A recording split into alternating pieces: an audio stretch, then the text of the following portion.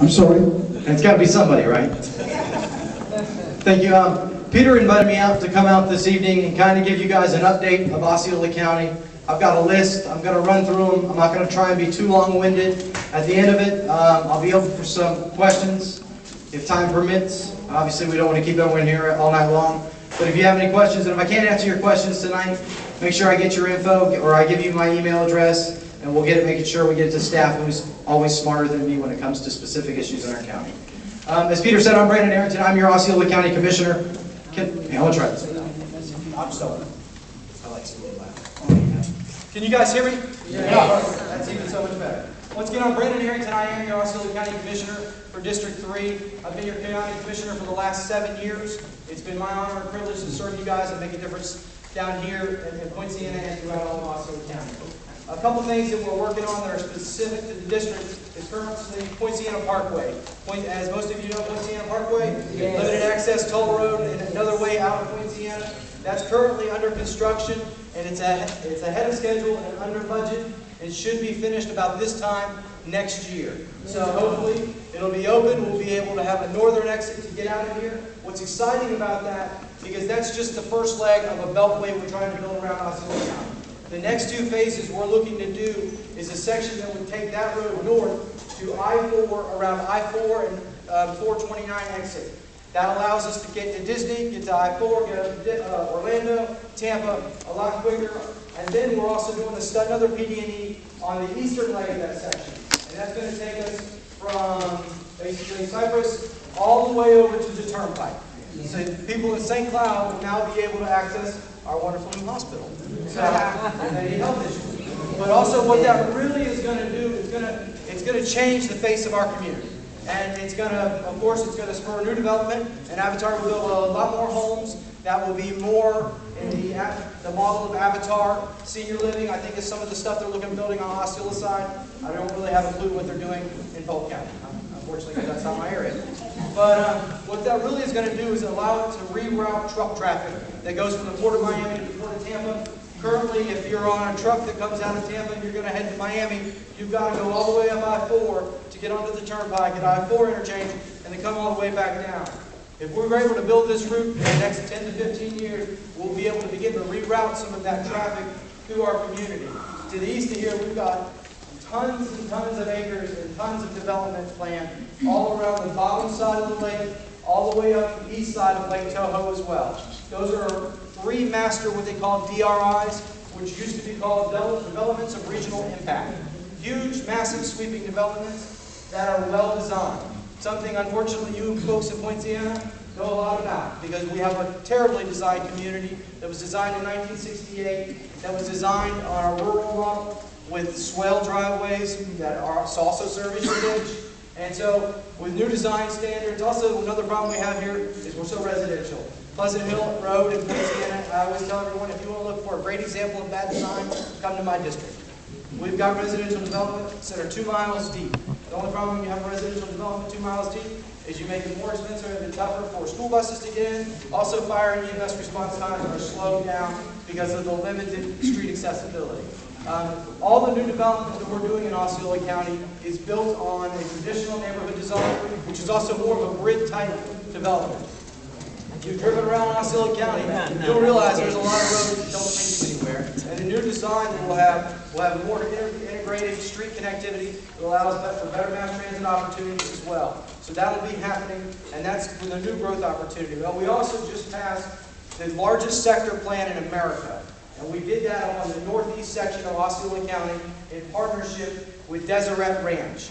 We've planned for the next 60 years where growth in Osceola County will happen. If you look at Central Florida and the population projections they have over the next 25 years, we're supposed to double in capacity. We're supposed to move, I think we're currently at 3, we're supposed to go to 7 or 8. So all those folks have to go somewhere. Orange County has 10,000 developable acres, Silver County has 1, we have 100,000. So obviously that development is coming our direction. But to make sure we're a good community, we've invested in a lot of things for the future of Osceola County. And probably the most exciting one for me, since being a county commissioner, is our investment in a project we call the Farm. And the Farm is a Florida Advanced Research Manufacturing site.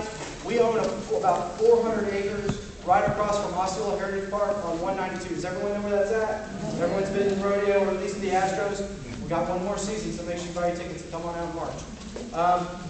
But right across there, we own 400 acres. We're developing right now in partnership with UCF a 100,000 square foot clean lab facility to do nanotechnology and sensor research. Sensor research is looking at how you take sensors. Everyone, does anyone know what sensors are? We all know what sensors are, right? Everyone's got smartphones, or you got an iPhone watch, or you even have a Fitbit. Those are all sensor technology. And everyone's smartphone here has about 10 different sensors. Well, the way sensors currently work is you have to have a human use this to communicate between sensor technology.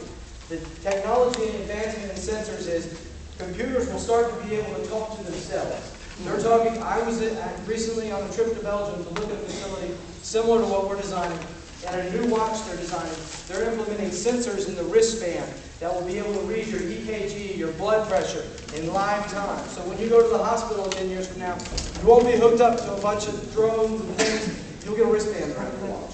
And you'll actually be able to go home and they'll be able to read and monitor you from wherever you're at. They're looking at sensor technology and placing them in your body for medical devices that will be able to help dispense insulin for diabetics so you won't have such extreme waivers. They're also looking at taking and eliminating cancerous cells by having a sensor. I know this all sounds so wild and crazy, but this is where technology is going, and we have decided in Osceola County to invest in it. We've partnered with UCF to build this facility, and we just had our first corporation sign on as well, Harrisport. We're also in talks with Lockheed Martin. The idea is that we're going to change the economic base here in Osceola County through high-tech, high-paying jobs. Over the next 8 years, I was born and raised here. I sold watermelons on the corner of Main Street and John Young as a kid. We have been ag and tourism and growth is all we've known in Osceola County. We need a real third leg of our economic development stool, and so we're moving into the technology field. Any other place you've looked at where this has been done, whether it's in Austin or Albany, New York, or Leuven, Brussels. It's amazing what high-tech industries do. And so we've already, basically, with UCF, with other universities throughout the state, we've invested about $160 million into this project, and we're very excited about it. The average wage for sensor technology research facilities is around $95,000. The current wage in Osceola County is median wage is around $27,000. So if we can start to bring some of that high-tech, high-paid industry here, why not? Let's grow and diversify our economy. To make sure we have a workforce that is educated and can do that, we've already partnered with Valencia. We currently, many of you folks know of the Colt manufacturing deal in Osceola County, right? Failed deal where corporate America was able to live up to the promise they made. And finally, we were able to force them out of the building. And by doing so, we were able to bring Valencia in the very next day to create a training campus for high sensor technology. How wonderful. They happen to have a $15 million grant, needing a place to park it, and they're parking it here in Kissimmee at what is the Colt facility, which used to be the Council on Aging facility, which years before that was the DMV facility. So, from our standpoint, excuse me, it's a win because it was a capital investment we had invested in and was just able to take that, and instead of putting a gun manufacturer in there, we're able to put an education facility in there. And to me, that's a win any day of the week. So I'm really excited by that. But also with Valencia, as most of you know, we partnered with Valencia to bring a campus down here on Pleasant Hill Road, right at the Mackover Street property, at the corner of Pleasant Hill Road and Reeves Road, where the fire station is, where a new fire station is about to be built this year. We'll finally have a permanent fire station there, which is, this is going to sound terrible, when they have natural disasters and folks have to go to safe shelters, they will actually be able to stay in their firehouse. Before, those folks, if the winds got high enough, had to leave that building.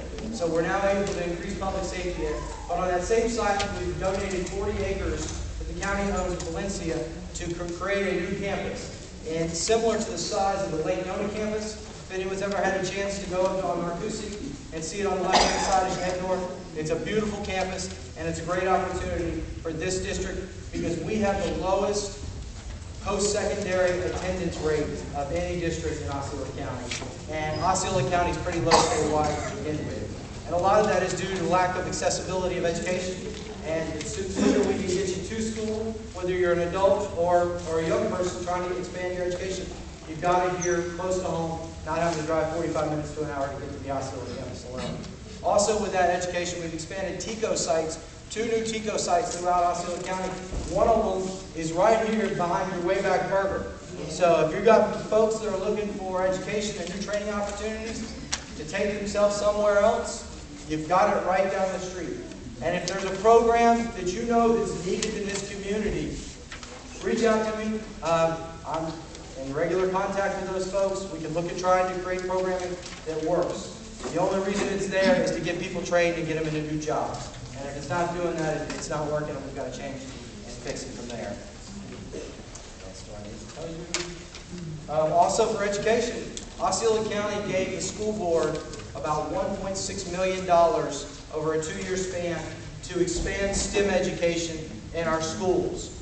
They had to wait to do it through state funding. We thought the investment was important enough to go ahead and put it in our school systems and get those kids moving. If we want to be a better community, we've got to have a better educated workforce. And we've got to start with the smallest kids and keep working them up. So we're really trying to make sure we make that investment in the future as well. We just passed, to no applause and no fanfare, a $1.1 billion budget in Osceola County this year. Which is pretty amazing given the size we are, but that's the kind of growth we have. That's the type of capital investments we've made. Speaking of capital investments, thank you so much. You're wonderful. Point Siena Boulevard, under construction. A lot of folks have said, what's the deal? Where's the equipment? Not only has this been the hottest summer in the history of the world, it's been a very wet one as well. And so they've been slowed down by all the water, but they're supposed to get back out there and get it moving and get that 4-lane section open for us to move along. There's also been a couple emails and Facebook messages I've gotten recently about the last phase of Point Siena Boulevard and when is that going to be done. And I'll be honest with you, and the answer is no time soon. And I hate to say that, but the reality is that is a $70 million construction project that is bordered by an environmentally sensitive area. And what that means is we have to dig all of that out and then put entirely new base in order to do that. What we're hoping is, with the opening of Point Siena Parkway, that some of that traffic will begin to move north and start to use the parkway to alleviate some of that traffic. We also are starting to look at a different way and bringing Reeves Road west into the northern tip of Point Siena. We think that actually might be a better alternative than bringing folks all the way down, all the way back up. So if perhaps we're able to create a new bridge, it's going to be an interesting thing because once again, we're dealing with Reedy Creek, we're dealing with an environmentally sensitive area. We have to be allowed to make these moves. So we're looking at that might be an alternative to doing a $70 million project that may not improve the capacity all that so much, as opposed to creating a new relief valve that will actually open up opportunities for folks on Point Siena Boulevard to get Point Siena Parkway and begin to move along that corridor as well. So those are some of the things we're looking at, and I'd love to tell you we've got the money and we're going to build it, but I'd rather be honest with you, just to let you know where we're at. We've looked at other and Point Siena Boulevard is not the only roadway. We've got about $400 million worth of roadways that need to be widened or improved in here in Osceola County. Since I've been in office, we've invested about $600 million, but we are bonded out. We have maxed out our credit card when it comes to borrowing money for roadway projects, so the only alternative is new funding sources. And we've looked at new funding sources, and those are raising your property taxes, those are 1-cent sales tax, those are, however you dress it up, it's a new tax. Well, 5-cent gas tax we did so your roads will actually be maintained at the level it should be. So currently, because that's a great thing, and our budget actually addresses more of that. In this year's budget, we're actually funding your maintenance of your infrastructure at the level it needs to be funded at. Probably over the last 20 years, we've funded it at about a quarter to half of what it needs to be. In other words, to maintain the roads we have here in Osceola County, we need to spend about $18 million annually just to keep them up and running. Without that maintenance, they deteriorate. The quicker they deteriorate, the longer we leave them, the worse it gets, the bigger the pothole grows, the more base you have to cut out, the more expensive it becomes in the long run. It's just like a regular house. You got to make your investments, or by the time you get to it, it's too late. So that we've looked at other funding sources. The one that comes to the top every time we look is a 1-cent sales tax. And the reason that comes to the top is because 42% of it is paid by people who do not live in Osceola County. I think that's exciting because every day our population grows by about 150,000 people, and none of them pay taxes. Unfortunately, we, homeowners, renters, are left to pick up that expense. So that's an option. Our board, however, has chosen this time not to look at putting that item out on the ballot, because that is a voter referendum. It would have to go to the voters. The voters would have to approve to tax themselves to increase services. It's a thing we've considered, and it's a great way that the process works. So if you're not happy with your transportation, come ask us to put the 1-cent sales tax on the ballot. I know that sounds terrible, but once again, it's an honest answer, and I'd much rather be honest with you than say you smoke and mirrors. One of the great, what's that? Yes, you would. It does have Sunday bus service, and you get to expand your link service as well, which we've expanded to. Thank you, Stella. Man, thanks for the segue. Also, we've expanded link service to more than it's ever been here in Osceola County, which is exciting, but it's still not enough. That's similar to the roadway capacity project. Annette and I, she can tell you, I've sang this song to her for about 6 years now. We're a working class community. We don't have a lot of industrial and commercial base here, and that gives us the tax base we have. The more commercial, the more industrial property you have, the higher your taxes are, the more you're able to provide services. And so we're looking at a policy, we're looking at a policy to address that. I'm not a proponent of all the residential growth we have in our community. I think we've got enough homes currently. We don't have enough jobs. And the reason that is because every morning 75% of our community wakes up and goes somewhere else to work. So the idea for me, and especially for our district and the traffic challenges we have, we've got to get more jobs. We've got to get more commercial. We've got to get more industrial. And I'm looking at trying to create a policy that will mirror our new DRIs. Our DRIs currently have a policy of one residential dwelling for every 0.75 job. So there's actually a balance. So if you don't have the jobs built, you can't build the homes. But unfortunately, District 3 is not in those DRIs. We're not in those new developments. We've got a lot of, I like to call them everything but houses developments. They've got everything. They've got electricity. They've got water and sewer. It's all plumbed. It's ready to go. They're just waiting for a house to be dropped. So we're looking at trying to maybe create a policy that will restrict that growth of residential properties. And that will be a great thing for our district. If we can start to slow it, start to flatten out that balance, get some more commercial, push for industrial. I mean, I know some folks think living next door to industrial is a terrible thing, but my gosh, there's no crime. I mean, there's no noise. I think living next to a funeral home, a funeral parlor, or a funeral site any day of the week, living next to a big house development. But that's just me. That sounds strange. Yes, ma'am. There was a quick word on the news radio this morning that Duke Energy was possibly considering a solar plant in southern Osceola County. Yes, ma'am. Over in, I want to tell you, Kenansville area. I believe they're about to build, I can't tell you the megawatts, they're building a very large solar plant. And we're very excited to see that and to see that moving forward. I'm always amazed our state, and a lot of it has to do with our state legislation and how tariffs and things are set up. It makes it somewhat challenging for solar in our state. And I'm glad to see Duke moving forward with that because, I mean, we got enough sun rolling around. That's for sure.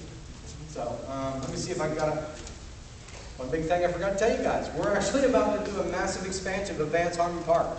Osceola County is utilizing CDBG funds to build a new community center over there, which will have some meeting rooms, it will have some changing rooms, and it will also have a pool. I'm sure that many of you all know about. But it's a pool designed for swimming and specifically for senior fitness and our high schools. It really got spearheaded because I grew up as a water skier and a surfer in the water, and the #1 killer of kids ages 1 to 5 in the state of Florida is childhood drowning.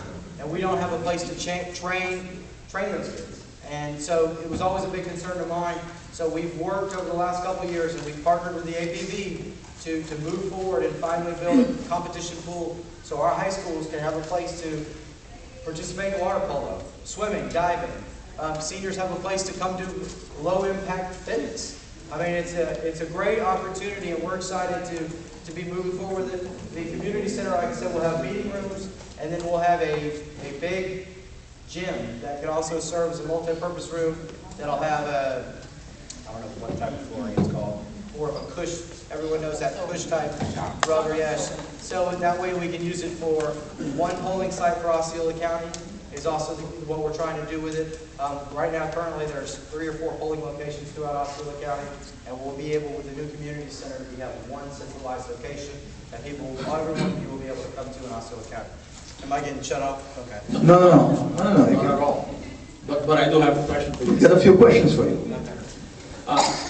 You mentioned that Avatar would eventually be building on the Poinciana Parkway extension, They won't have any access to Poinciana Parkway but there will be building in that area. on the west side of it. Do you know if they have already submitted a plot amendment for those lands? I have not seen anything come before me yet. I just know that that's what I had heard them trying to do, or were their intentions. If there are any official papers filed, could we possibly get a call telling us Sure. that has happened? Yeah. And the second thing that I wanted to share with the community was that when the swimming pool, the competitive swimming pool, as well as the community center was proposed by the county, Mr. Arrington actually stood in front of the community and said, hey, you're going to have 2 community centers, you're going to have 2 swimming pools. Are you going to be able to afford both? The community center that the county is building is costing us $0. It was through grants. The community center that we just built across the street, that apparently shrunk in size, it cost us over $1 million. Do the math. 0 versus 1 million. Okay, that is our money, that is a fact. Yes. Question for you, Commissioner. When you build a community center, will the residents of Poinciana be able to use the rooms? Is it free, or is it for charge, or what is it? All those particulars have yet to be worked out, I'll be honest with you, but there's going to have to be contractual language that we make it accessible. That's the idea of building, and especially for our youth, and making sure our youth can get in there, because that's, once again, one of the reasons that we're building is we want to give our kids an opportunity and a safe place to You need live. to use the mic, they can't hear what you're saying. Okay, I was just saying that those are particulars, sorry, just let that jump me down. Those are particulars that are yet to be worked out. There'll be contractual language that makes specific recommendation and talk to how the facility is used and when it's conducted. But the idea is it's the community's facility. And I was saying specifically for kids, the idea that it's accessible for kids and allows our kids to be safe to get off the streets. That's kind of the idea behind the federal grant and our intent as well. But also, it's for an opportunity for folks, and I know it sounds silly, it's going to be a mile away from the bird slides, but it'll just be a nice, accessible facility for folks to do something like Do you that. know how big the building is? Very quick. No, off the top of my head, I'm sorry. One more question before you go for it. I have 2 questions. What's the story? What's the status of the completion of the old park? There is no movement in the budget of that at this time. My understanding was that we're still also, I'll be honest with you, with some of the uncertainty down here, it's we're very slow to react and move forward on things that aren't necessarily set. That was diplomatic enough. Okay, Ron. I think maybe your question overlaps with what I was going to ask. My understanding is that this construction starts 18 October. Yes, sir. Is that concurrent for both the pool and the community? Yes, sir. Okay, and did you ask about completion? Is that what you asked? No, a different area. The old park. What's the estimated completion time for that?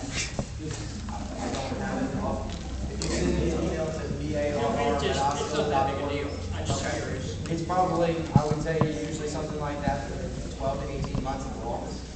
I mean, pools are it's an adventure. That's the best way I can say it.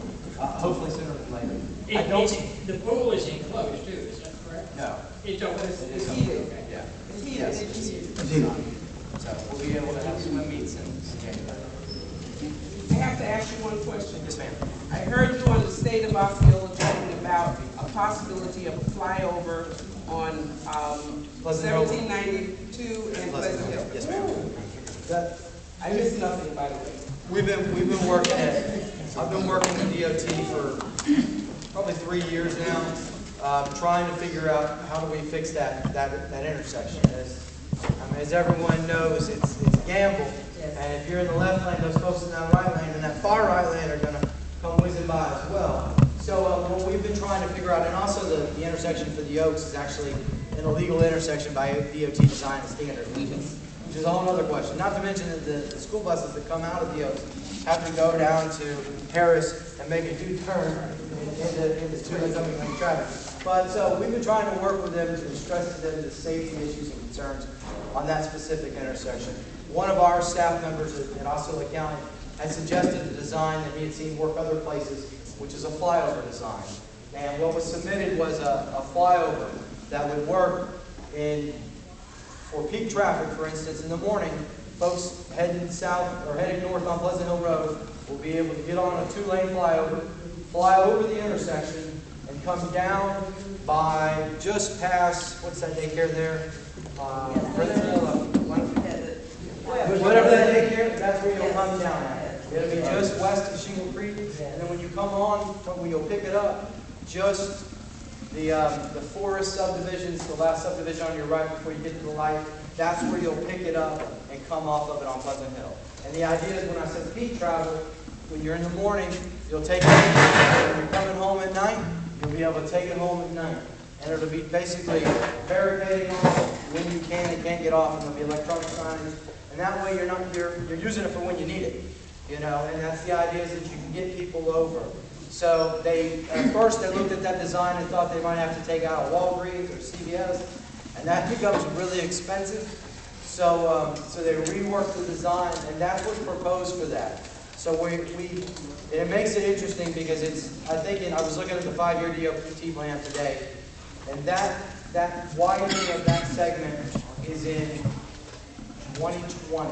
And when I say widening of that segment, from Pleasant Hill to Portage, which is just over the overpass.